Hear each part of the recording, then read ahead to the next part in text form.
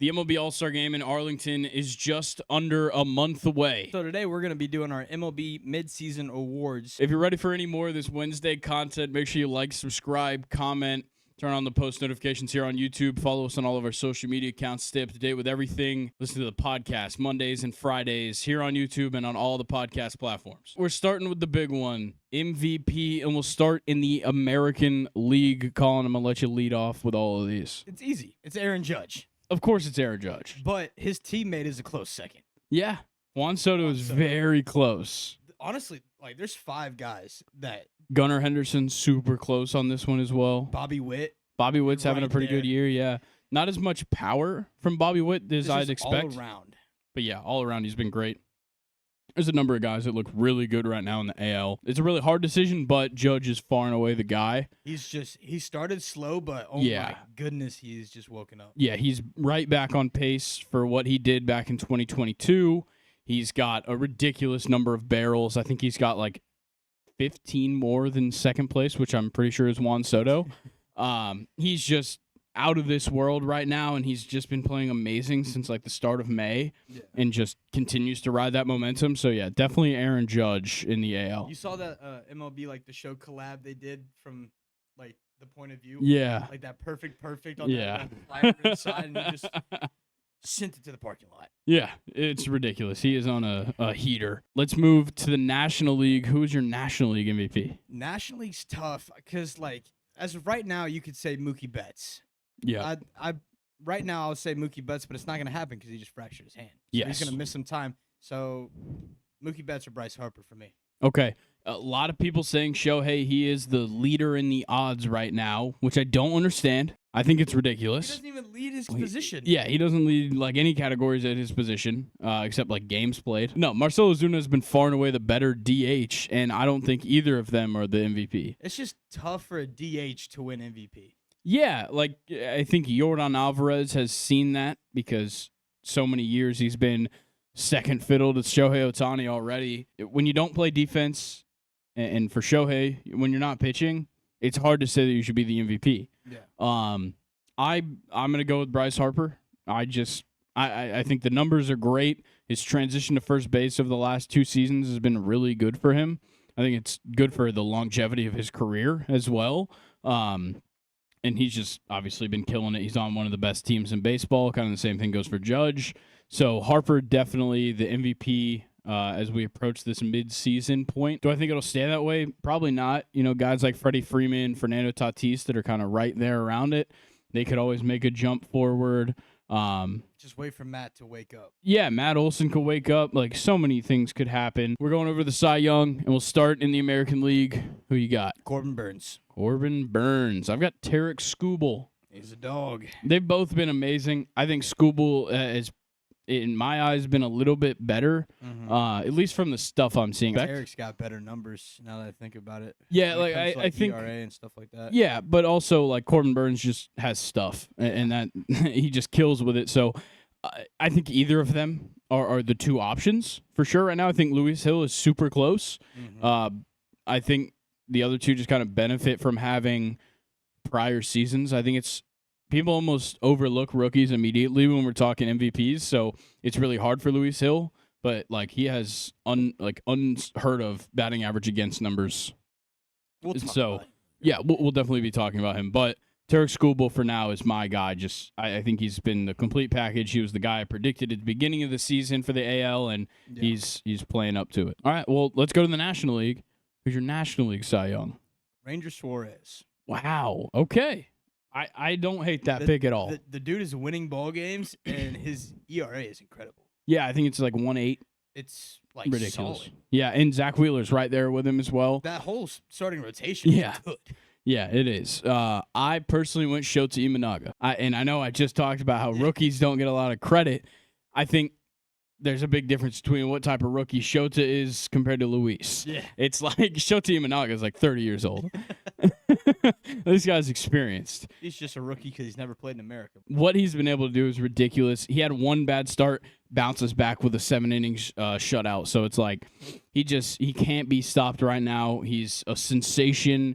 He's the most entertaining player to watch right now. He's entertaining in the press conferences. Like, everything around him, he's like almost creating his own campaign for Cy Young with how good he's playing. Shout out Mikey Minogue II. Mike I love that. Let's move over to the Rookie of the Years in the American League. Luis. Yeah, it's obviously Luis Hill. There's guys that are close, but like all the guys we were anticipating have not panned out. Both of them in Texas. Evan Carter and Wyatt Langford both have played much below expectations. Yeah, Wyatt Langford's been like probably the better out of the two. Yeah, but he still hasn't been great. No, I think he's batting like 235 or something like that. We got to see Jackson Holiday. He sucked. He's back in AAA. We won't see him again until next year. Probably not. Trade him. Maybe. There's a number of other great young players in the American League. It's just Luis Hill has been unbelievable. Yeah. Lights out stuff. Over to the National League. Who is it? Oh, yeah, it's Showtime. Yeah, it's Showtime Minogue. I was sitting there. I was like, who did I say earlier? And it's insane to think both leagues having a pitcher, but the hitters have just underperformed. I think, Jackson Chourio has a claim. That's really kind of it. Like, there's some guys, kind of all around, but just like in the American League, it just seems like the National League batters have kind of struggled a little bit. Mason Wynn's been okay. He's probably second, but I really think it's just Shota. And, with Yoshinobu Yamamoto going down, at least, for a couple of weeks now, and he's been a little bit here and there, I think it's clearly Shota Imanaga in the NL. Yeah, I feel like also pitchers as a rookie can just make such a more like impactful campaign. Agreed. See, the crazy part is that like if you did this with Michael Harris and Spencer Strider, you would say Spencer Strider probably had the bigger impact, but Michael Harris, because he's a hitter, you get to see it more. Playing every day. Like, that's the thing. All those spectacular plays in the outfield. Yeah, but it can also hurt you, like we've seen. But, like, if Jackson Chourio goes out there and doesn't get a hit for a week, that looks way worse than if Shota goes out and has one start, he goes like 5 innings, gives up a run. Yeah. Like, that looks better than going 0 for 4 all week because we've had, 5 or 6 times to be like, oh, this guy's really bad right now, which we don't have with pitchers. So it kind of, with the hitters, it can be good, it can be bad, but for Shota Imanaga, just about everything's been great. Let's move to the Skippers. Manager of the Year in the American League. American League, Stephen Vogt. Yeah, Stephen Vogt of the Cleveland Guardians. His first year as the manager, first year coaching in general. And he's just off to a phenomenal start. One of the best teams in the league right now. One of the first teams to 40 wins this season. Going into this year, I thought they were going to be 4th in this division. I did, and I knew it was a strong division. I knew everybody was going to improve except the White Sox. That's clearly the case. Didn't think it would be like this. I did not think Cleveland would be leading this division at the halfway point. I didn't think, the Tigers would be in this position. I knew the Royals were going to turn it around, and they've been very good. But very good puts you in 3rd place right now in the AL Central. Yeah. To me, for the Guardians, it's their bullpen. That's really sticking out for me. Yeah, Clase is getting back to what he's good at. Out, yeah. Right now, I think he's technically, like, based on ESPN has, like, their Cy Young tracker. He's technically number 1 because of his numbers. Yeah. Reliever of the year, hands down. Definitely reliever of the year, which we don't have included in this, but Clase would get reliever of the year. Yeah. But overall, the fact that the Guardians really aren't a super talented team. They're scrappy. They are scrappy, though. The Nailers, and obviously Jose Ramirez is just a dog day in and day out. Yeah, Steven Kwan just goes out there and hits. Like, they've figured something out, and Stephen Vogt is definitely a big part of that because this is a similar team to what we saw last year. Obviously, Terry Francona was clearly on the leg, like his final legs as a manager. He's had health issues, things like that sort. It definitely checked him out, but I think it's a breath of fresh air with Stephen Vogt there, and it's really turned this team around. They need to try to go get a big bat to help Jose Ramirez. I agree. If they want to make like a deep run into the postseason, they need some help. They're in the driver's seat. Yeah, so they are. They control their destiny right now. Put it in cruise control. Pedal to the metal. Over to the National League. Who is your manager of the year? Because I think it's a little more of a conversation. Yeah. Robbie Thompson. Robbie Thompson. I don't think anybody's ever called him Robbie. Robbie Ray Thompson. That would obviously be Rob Thompson of the Phillies. Philadelphia Phillies. Yeah, fuck the Phillies. Fuck the Phillies. P-U. Nope. No, P-H-U-C-K. There we go. Yeah, fuck the Phillies, but 47 wins is 47 wins. They're dominating the NL East division. Right? Yeah, it's insane. I think they have 8 games on the Braves as of the last time I looked. It's just insane what they're able to do right now. And Rob Thompson, I guess, has been a part of that. I don't know if he's really making a huge impact. Like, I knew this team was going to be good. Yeah, but it's like the same thing when, like, the year the Braves won the World Series and Brian Snitker won manager of the year. But I think for that, it was like we were an underperforming team. Yes, we made a big run in the second half. But was it Brian Snitker? Yeah, exactly.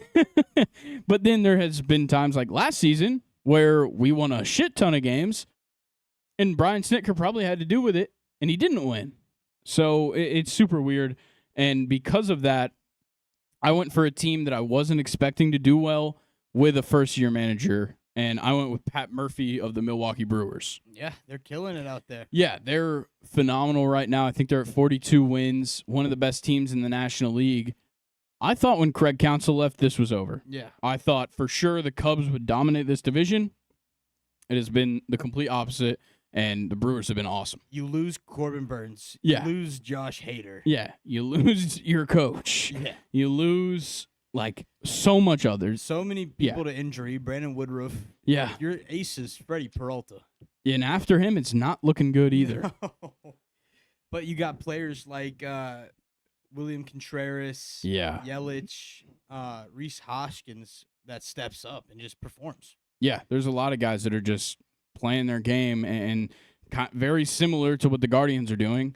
This Brewers team isn't uber talented, but they have good young players, they have good veteran players, and when you put that all together, it serves to be a very good MLB team, and Pat Murphy is the figurehead of it. Our final category, comeback player of the year. Oh, baby. In the American League, who is it? Oh, shit. Yeah, the American League is tough.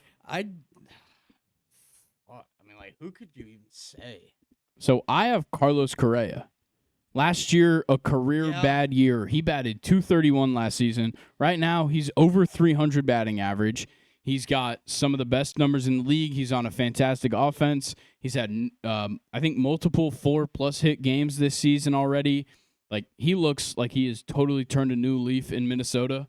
And I think Carlos Correa is a great pick because I know it's hard to say he's a comeback player because, like, it doesn't seem like he ever left. But last year was horrendous. Like dog shit. He led the league in ground outs into double plays. Yeah.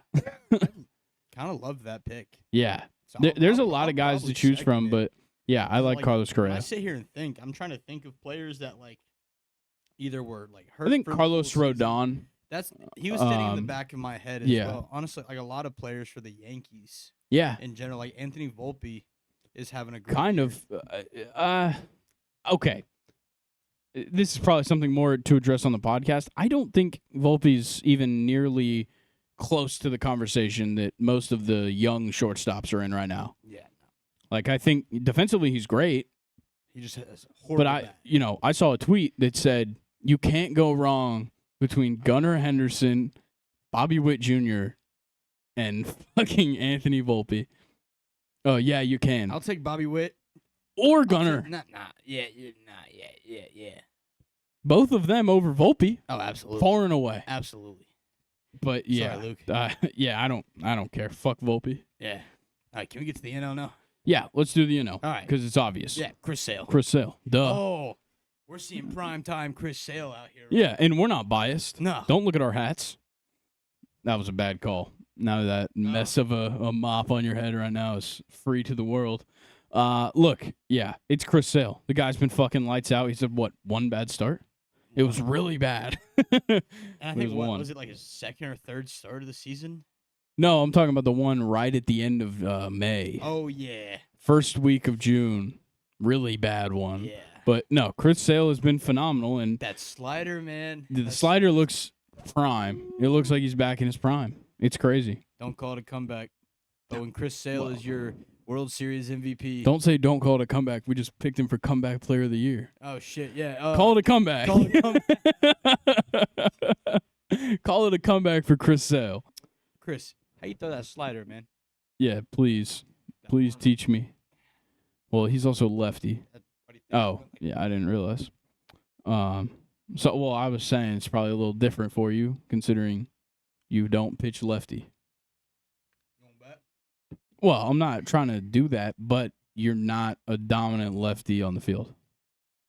We'll see. You're a bad lefty on the field. Certified bad guy.